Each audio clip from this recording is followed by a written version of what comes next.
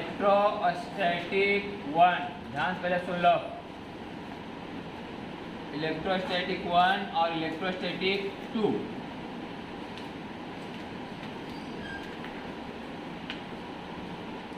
और एक कैपेसिटर।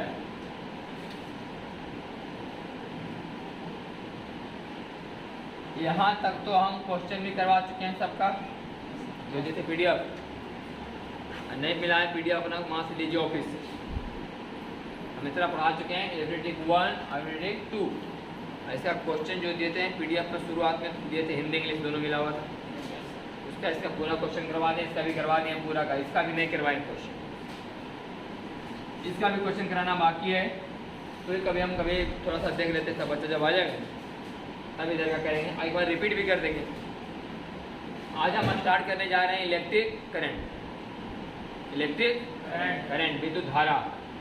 ये एक टॉपिक खत्म हुआ पूरा, कल भी क्लास हुआ था, कल भी हम क्लास लिए थे और कल ही खत्म किए कैपेसिटर का last topic, cylindrical plate capacitor, कल हम पढ़ाए थे। क्या जी? ऑनलाइन, कल भी क्लास हुआ था ऑनलाइन, तो लास्ट ही करवा दिए कैपेसिटर का कल। तो अगर आपको है तो वहाँ से मतलब यहाँ से पीडीएफ ले लेना सबका, इसका इसका इसका तीनों का पीडीएफ ऑफिस से ले लेना, और नहीं होगा तो एक बार इसको क्या करेंगे साइड से रिपीट कर देंगे, लिखवा करके नहीं, सब लिखा हुआ रहेगा, हम अपना पढ़ाएंगे एक तरफ से, समझते चलना। आज हम स्टार्ट करने जा रहे हैं इलेक्ट्रिक करंट। देखिए हेडिंग दीजिए इलेक्ट्रिक करंट।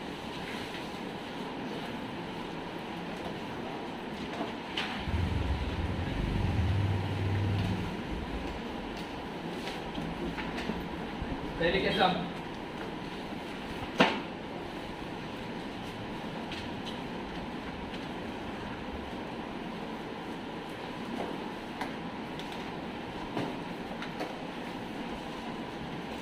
इलेक्ट्रिक करंट विद्युत धारा।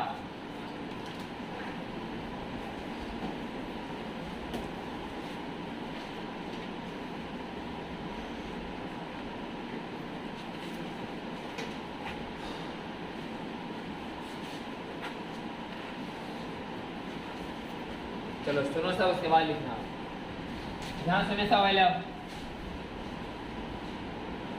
सबसे पहले लिखा रहे हैं इलेक्ट्रिक करंट का परिभाषा कि rate of flow of charge is defined as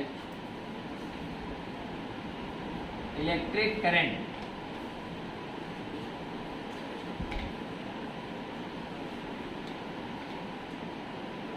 क्या मतलब हुआ कि आवेश के प्रवाह की दर को विद्युत धारा कहते हैं। आप लोग शुरुआत में तो पढ़ाए थे ना मोशन वोशन की बेसिक, शुरुआत में वो सभी बात अभी सामने आएगा। देखिए उसी तरीका से rate of flow of charge is defined as electric current, आवेश के प्रवाह की दर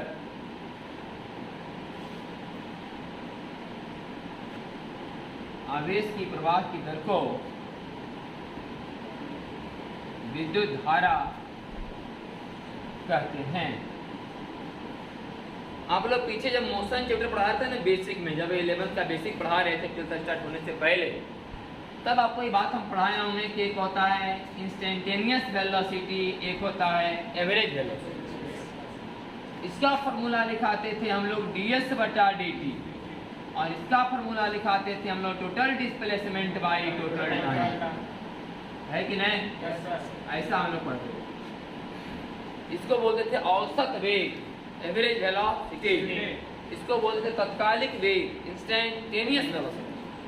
तो इंस्टेंटेनियस वेलोसिटी का फॉर्मूला होता था ds/dt, और एवरेज वेलोसिटी का formula total displacement by total time. इसको हम लोग बोलते थे कि विस्थापन में परिवर्तन की दर को वेग कहते हैं, विस्थापन में परिवर्तन की दर को। उसी तरीके से निकल है कि आवेश के प्रवाह की दर को हम लोग क्या बोलते हैं? विद्युत धारा। इसका मतलब ऐसा लिखा जाएगा कि I बराबर dq बटा सेम टू सेम। जिस तरह से वेलोसिटी बराबर ds/dt कि विस्थापन में परिवर्तन की दर को वेग कहते हैं, उसी तरह से आवेश के प्रवाह की दर को विद्युत धारा कहते हैं। तो विद्युत धारा को हम लोग ऐसे लिखते हैं, Q हो गया चार्ज, Q क्या है यहाँ? चार्ज। आवेश T क्या है? टी क्या है? टाइम। टी क्या है? अब आई क्या हुआ? Electric current. तो मेरा फॉर्मूला बन गया आई बराबर dq बटा dt। कौन करंट का फॉर्मूला? Instantaneous current. कौन करंट? तत्कालिक विद्युत धारा। किसी खास समय निकालना हो तो 5वां सेकंड करंट का मान बताओ, 8वां सेकंड करंट का मान बताओ, 10वां सेकंड करंट का मान बताओ, ऐसे समझेंगे तभी फॉर्मूला लगाना आई बराबर dq बटा dt। माने आवेश का प्रवाह एक जैसा नहीं हो रहा हो। अगर आवेश का प्रवाह एक के जैसा हो तो धारा क्या नहीं होगा। मान लो किसी नदी में पानी जा रहा है, एक के नियर पानी जा ही रहा है तो धारा क्या कहलाएगा। अब कभी मान लिया जाए ऊपर से कोई मैंने कि नहर खोल दे तो धारा ज्यादा हो गया, तो ऊपर से कोई बांध दे ऊपर में जहाँ से कहीं आ रहा है पानी, और मैंने ऊपर कोई लॉक कर दे तो धारा का मान कम जाएगा, है कि नहीं। मतलब पानी का जो मात्रा कभी ज्यादा जाएगा कभी कम जाएगा तो ऑटोमेटिक धारा का मान क्या हो जाएगा? चेंज हो जाएगा। तो हम लोग अगर बात समझिए अब इसमें पानी की मात्रा तो तार में पानी थोड़ी जा रहा है, तार में क्या जा रहा है? चार्ज। अब चार्ज मान लिया कभी ज्यादा जाए लगा हाइट, तो धारा का मान क्या हो जाएगा? बढ़ जाएगा, तो धारा का मान बढ़ जाएगा। अब चार्ज जाने लगा स्लो, किसी कंडक्टर में किसी चालक पदार्थ में चार्ज बढ़ रहा है जा रहा है, चार्ज जाने लगा धीरे तो करंट का मान भी धीरे है कि नहीं। तो हम ही निकाल रहे हैं इंस्टेंटेनियस करंट। इसका मतलब इंस्टेंटेनियस करंट तब निकालना होगा जब चार्ज के जाने का तरीका एक जैसा नहीं। अब चार्ज एक के नियर जा ही रहा है, पानी नदी में एक के नियर बह ही रहा है, तो कौन सी निकालेगा? तत्कालिक मतलब धारा। वो तो हर हमेशा धारा क्या है? एक के नियर। जखने पूछो जखने धारा का मान वही वाला। तत्कालिक निकालने का मजा तब आता है जब चीजें क्या होती है? बदलती है कि नहीं। तो मोटरसाइकिल पीछे जाइए रहा है, उसमें क्या निकालेगा कि मतलब ये जो मोटरसाइकिल का बताओ तत्कालिक वेग सारा का पूछो तो पीछे है, लेकिन एक मोटरसाइकिल अगर एक्सीलेटर देके जा रहा है तब थोड़ा मजा है कि भाई अब बताओ जरा चाल कितना है? बोले अभी 21 है, तुरंत बोले 22 है, अब बोले 23 है कि नहीं। जब चीजें बदलती तब तत्कालिक निकालने का मजा अलग। तो इंस्टेंटेनियस वेलोसिटी मैंने करंट का फॉर्मूला तब लगाएंगे जब चार्ज का प्रवाह एक जैसा समय के अनुसार बदल रहा है, तभी फॉर्मूला लगाना है आई बराबर dq बटा इंस्टेंटेनियस करंट। और एवरेज करंट का फॉर्मूला होगा total charge by total time. Total charge by total time, कुल आवेश बटा कुल समय। कुल आवेश बटा कुल समय। कौन विद्युत धारा वाले? औसत विद्युत धारा, औसत विद्युत धारा। अच्छा, थोड़ा सा अगर डिफरेंशिएशन इंटीग्रेशन का पकड़ होगा इसके बाद बेसिक में पढ़ाए भी थे डिफरेंशिएशन और इंटीग्रेशन, कम से कम बेसिक तो निकल गया था कि नहीं निकल। तो आपने पढ़ा होगा कि साइन इसका डिफरेंशिएशन, तुम तो बता रहे हो कुछ इतनी बात को। साइन का डिफरेंशिएशन, कॉस का इंटीग्रेशन, इंटीग्रेशन कॉस इसका डिफरेंशिएशन न माइनस साइन एक्स, कॉस का इंटीग्रेशन बताया था कि डिफरेंशिएशन का उल्टा होता है। साइन इसका डिफरेंशिएशन cos x, तो cos इसका इंटीग्रेशन sin x। अब यहाँ समझो, चार्ज का डिफरेंशिएशन करंट, चार्ज का डिफरेंशिएशन समय के साथ क्या लिखाया? तो करंट कैसी, तो चार्ज कैसे आएगा? चार्ज बराबर करंट का इंटीग्रेशन, सही कि नहीं? चार्ज बराबर करंट का इंटीग्रेशन। करंट का इंटीग्रेशन करेंगे तो चार्ज, चार्ज का डिफरेंशिएशन करेंगे तो करंट। बस में है कि ध्यान सुनना। तो आई dt का इंटीग्रेशन क्या कहलाता है? चार्ज। क्या कहलाता है ना? कुल चार्ज। क्या कहलाएगा ये? कुल चार्ज। तो कहने इसको ऐसे लिखे हम लोग कि कुल चार्ज बराबर आई dt का इंटीग्रेशन। बोल लिख सके कि नहीं? Yes sir. अरे भी तो क्या लिखा? टोटल चार्ज लिख रहे ना भाई। अरे देख यहाँ चार्ज निकालने का तरीका पता चल चुका है कि टोटल चार्ज बराबर आई dt का इंटीग्रेशन। नहीं हो तो टोटल चार्ज लिख रही, तो आई dt का इंटीग्रेशन इधर हुआ कि नहीं? अब यहाँ देख, तो हम लोग इस यहाँ पर देखो, हम एक तरफ लिखे आई dt, एक तरफ क्या लिखे? आई dt को एक जने गुना किए, ऐसे देखो आई dt बराबर क्या होगा? dq। देखो आई dt बराबर, अब दोनों तरफ इंटीग्रेशन, तो dq का इंटीग्रेशन q, इंटीग्रेशन q, यही तो q है। वास्तव में dq का इंटीग्रेशन क्या लिखाएगा? q, यही तो है q, इसी को लिखा q। वास्तव में q बराबर dq का इंटीग्रेशन। और उससे टोटल टाइम के लिख सकते हैं ना कि dt का इंटीग्रेशन लिख सकेंगे। टोटल टाइम बराबर dt का इंटीग्रेशन, जैसे कि टोटल चार्ज बराबर dq का इंटीग्रेशन। इस तरह से एवरेज करंट निकालने का एक फार्मूला है। आई डी टी का इंटीग्रेशन बाई डी टी का इंटीग्रेशन। जनरली जो नॉर्मल सवाल होता है एक पर बनता है कि नहीं, 10वां क्लास में कम सवाल बनता है, यही बोलते हैं कि आवेश के प्रवाह की दर को विधारा कहते हैं, तो धारा बराबर कुल आवेश बटा कुल समय। लेकिन हम लोग थोड़ा सा इसके बारे में ज़्यादा बात करेंगे, इसके बारे में, इसके बारे में, इसके बारे में, सब पर क्वेश्चन करके तब क्लियर हुआ कि नहीं। एक चीज़ और हम थोड़ा सा नोट में बताते हैं, पिछले ये सब इलेक्ट्रोस्टैटिक्स का बात है जो हम बताने जा रहे हैं अभी, ये पढ़ाई हो चुका है इलेक्ट्रोस्टैटिक्स। तुम लोग लॉकडाउन में कुछ नहीं पढ़ते थे, सब 0 बटा सन्नाटा की कर रहा था, मोरी वाला काम था, चोरी वाला था, कुछ नहीं पड़ा था किसी घर में कहीं मर न जाए। और नहीं कौन तो गाना कि मर न जाए कहीं हमें आजमाने की कोशिश न कर, सुना कि नहीं रे बोला, कुछ नहीं सुना चला। देख यहाँ इलेक्ट्रोस्टैटिक्स में भी बात बच्चों को लोग पढ़ाते थे कि क्यू बराबर फॉर्मूला क्या होता है, एन ई क्या होता है, क्यू बराबर एन, वो तो अनोन अभी ठेठ में समझा दूंगा। एन क्या है, नंबर ऑफ इलेक्ट्रॉन, एन क्या है, नंबर ऑफ इलेक्ट्रॉन, और ई क्या है, इलेक्ट्रॉन का चार्ज, ई क्या है, इलेक्ट्रॉन का चार्ज।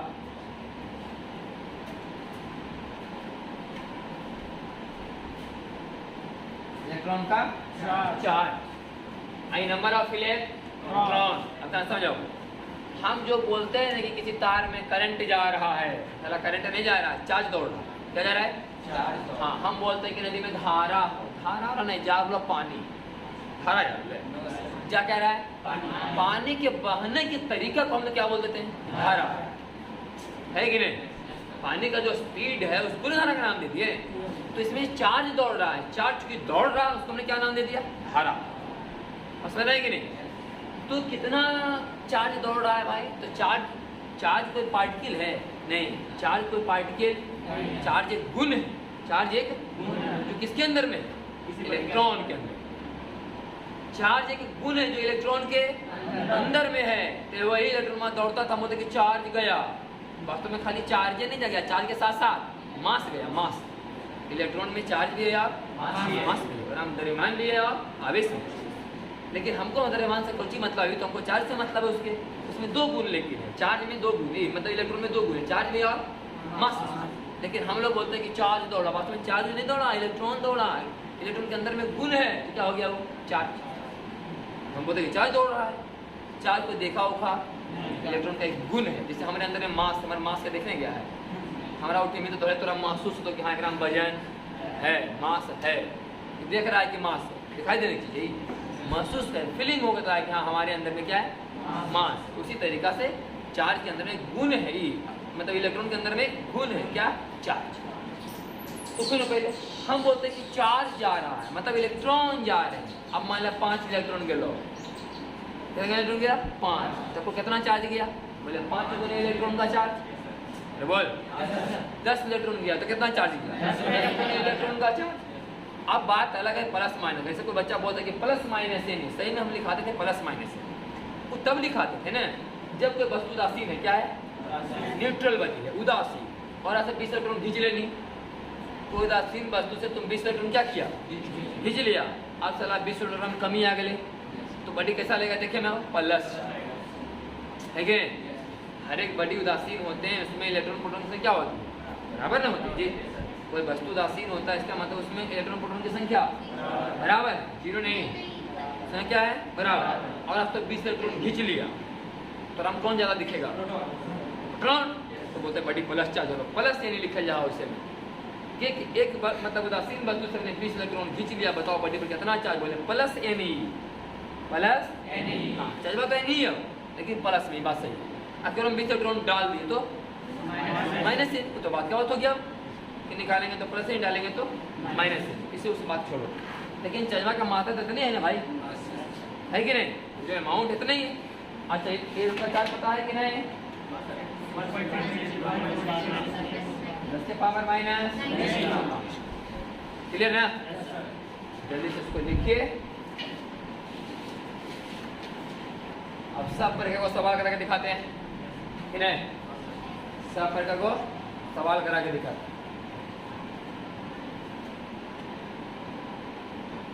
क्या ना था तो भी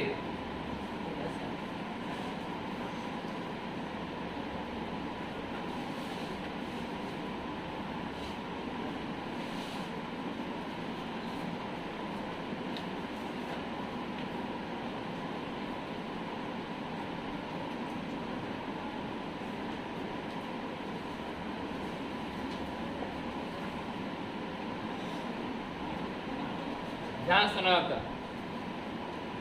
जब भी कहीं आवेश के बारे में चर्चा होगा कि आवेश जा रहा है, समझना क्या जा रहा है?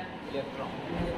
इलेक्ट्रॉन। धीरे धीरे कहानी को आसान बनाने के लिए कुछ अलग सुनाएंगे फिर अभी, लेकिन सच्चाई है जो पढ़ा रहे हैं, फिर सच्चाई से हट के पढ़ाएंगे हम लोग। कहानी को आसान बनाने के लिए झूठे पढ़ाएंगे, लेकिन आंसर पर कोई आपका असर नहीं पड़ेगा। सब कुछ सही है, लेकिन कहानी झूठ का सुनाएंगे, उसी जो झूठ का सुनाएंगे उसी बनाना है सवाल।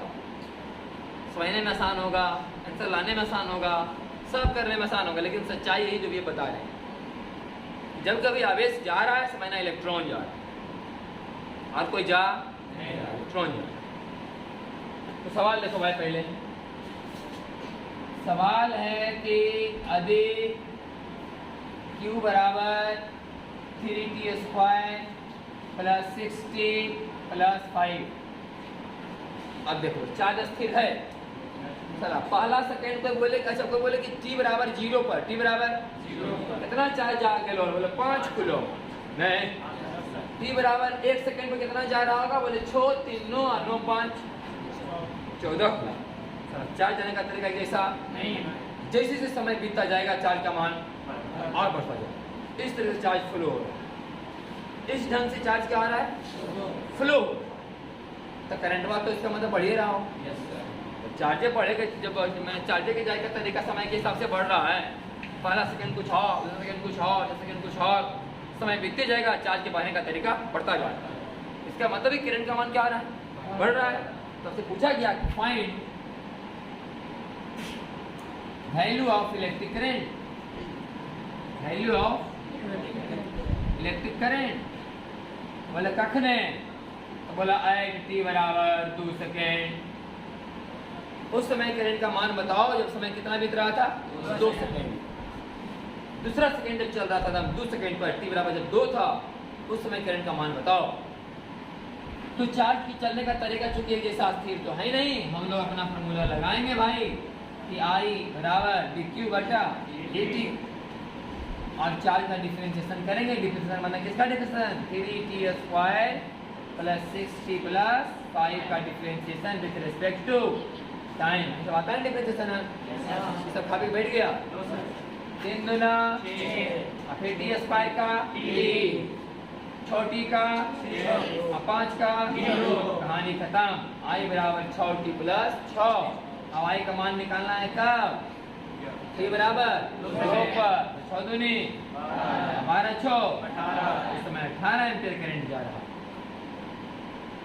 t बराबर 2 सेकेंड पर कितना करंट जा रहा था, 18 एम्पीयर। t बराबर 3 पर लगे जाएगा, 18 18 फिर 24, इसमें बैठ जाएगा। अलग अलग समय में करंट का मान क्या होगा, अलग अलग। इसका दूसरा ढंग का सवाल देखिए, उल्टाया। यदि करंट बराबर 3t² + 2t,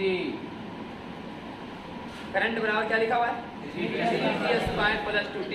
मैंने किसी तार में करंट जा रहा लेकिन करंट बस स्थिर नहीं है, अगर मतलब चार्ज की मात्रा कभी कम जाओ तो कभी और जाओ। देखो ना, समय बढ़ता जाएगा, करंट का मान भी बढ़ता जाएगा। मैंने शुरू में जज्बा कम जा रहा था, अब फिर धीरे धीरे जज्बा का मान चला जाना शुरू है तार के थ्रू, समझ है कि नहीं।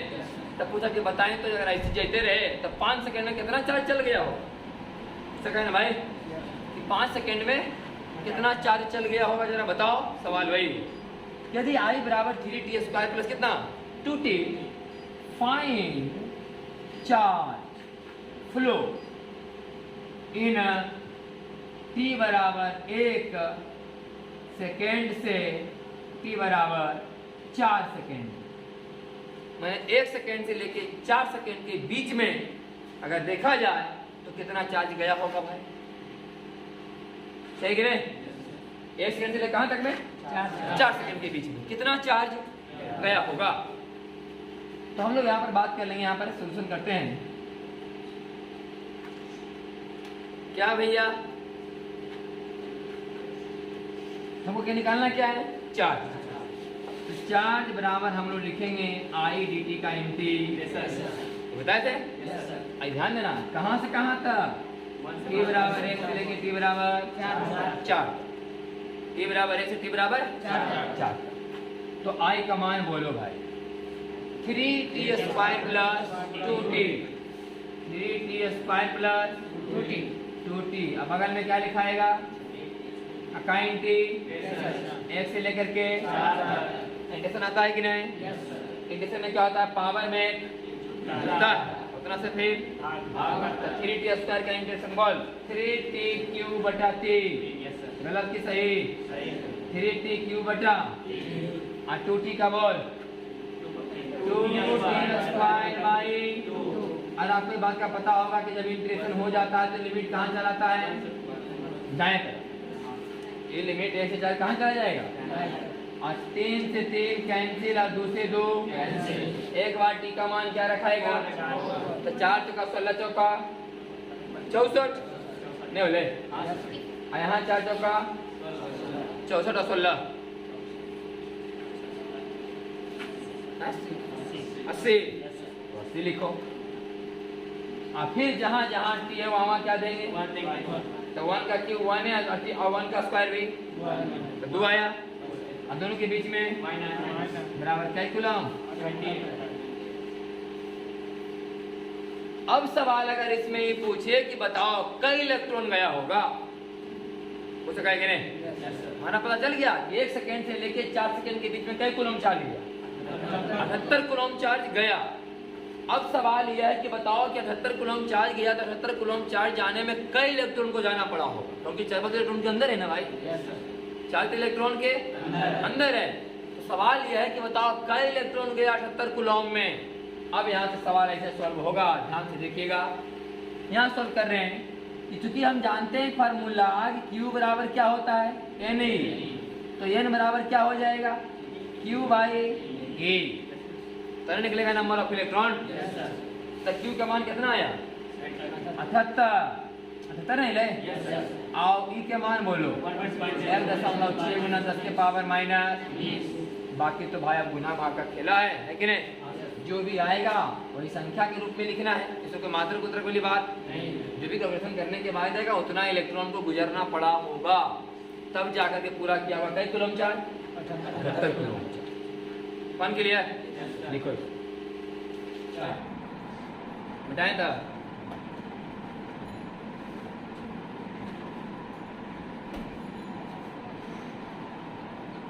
मिटाएं कि नहीं,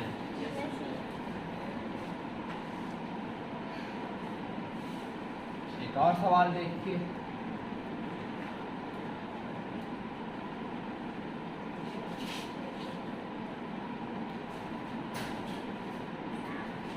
देखिए अब इसी में देखिए सवाल, इसी में पूछता कि बताओ कि 1 सेकेंड से लेके 4 सेकेंड के बीच में कितना औसत करंट गया।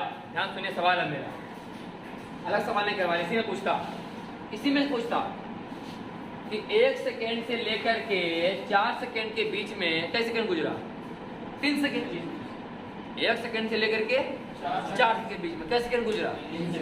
इसी में पूछता कि एवरेज वैल्यू ऑफ करंट बताओ, इसमें क्या बताओ, एवरेज वैल्यू ऑफ करंट। इसी क्वेश्चन ने पूछता, क्वेश्चन इतना ही रहता, क्वेश्चन नहीं था ना हमारा जी कि अगर I बराबर 3t² प्लस 2t करंट का प्रवाह इस तरीके से हो रहा है तो बताओ भाई 1 सेकेंड से लेकर 4 सेकेंड के बीच में कितना चार्ज प्रवाहित हुआ।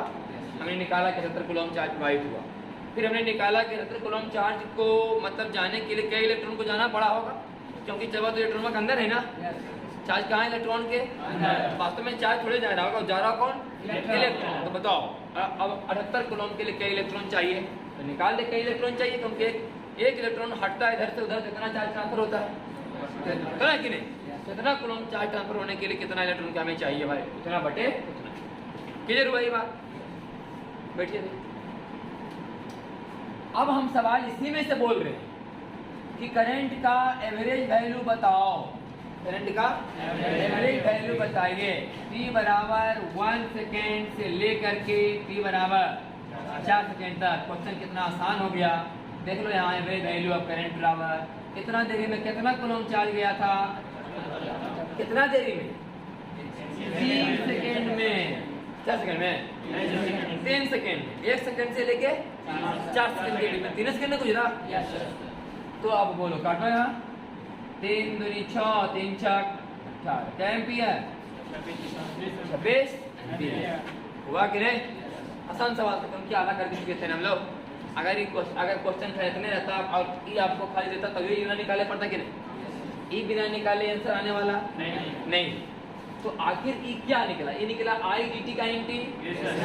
आई 3 क्या है, डी टी का इन टी के लिए फॉर्मूला लिखाए थे, एवरेज वैल्यू ऑफ करंट का ही फॉर्मूला लिखा है ना आपको। हाँ कि आई डी टी का इन टी, अब आई डी टी का इन टी, यही आई डी टी का इंटेशन तो आपको आया 78, आया कि नहीं। आज डी टी का इंटेशन कितना आएगा 3, डी टी का इंटेशन होगा टी 1 से लेके 4 तक। एक बार मान 4 रखिएगा, एक बार मान 1 रखिएगा, बीचे में माइनस 4 माइनस से कितना है 3 आ जाएगा। 3 रहा क्या एम्पियर आ जाएगा 26 एम्पियर, सही कि नहीं। सभी सवाल अलग से भी करा सकते थे, तो कोई सवाल दे तो उसी ढंग का बोलते हैं एवरेज वैल्यू ऑफ करंट बताओ, आई फार्मूला पर सवाल बनाते थे, लेकिन इसी में करवा दे क्योंकि ये वाला काम किया हुआ था। आई डी टी का इंटेशन किया हुआ 78, आई डी टी का इंटेशन कितना आता 3, 3 कर दिया 26 एम्पियर, मान के लिए इसी में जोड़ दो सवाल। एवरेज वैल्यू ऑफ करंट बराबर हार्ट टी बराबर 1 सेकंड से लेकर टी बराबर 4 सेकंड, इसको भी सॉल्व कर लीजिए। हो गया। एक छोटा सा बात और देख लीजिए, हम लोग अगर लिखते हैं कि S I unit of electric current, बोलो साहब इलेक्ट्रिक करंट का ऐसा ही मात्रक बोलो एम्पियर, क्या होता है एम्पियर। इलेक्ट्रिक करंट कैसा है मात्रक एम्पियर बराबर कूलम्ब पर सेकेंड, कूलम्ब पर सेकेंड, अभी लो आई बराबर क्यू बाई चार्ज बटे समय, चार्ज का मात्रक कूलम्ब और टाइम का हो गया कूलम्ब पर सेकेंड। और एम्पियर का डायमेंशन क्या लिखा था ए या आई, डायमेंशन क्या लिखा था इसका डायमेंशन होता है ए या आई। ये स्केलर है कि वेक्टर, बाद में चल के हम इस बात को डिस्कस करेंगे कि करंट के पास परिमाण और दिशा दोनों है, लेकिन यह त्रिभुज के नियम का पालन नहीं करता है, सदिश योग के त्रिभुज नियम का पालन नहीं कर पाता, इसलिए करंट किसमें जाता है। लिख लो आज इतना ही, कल होगा।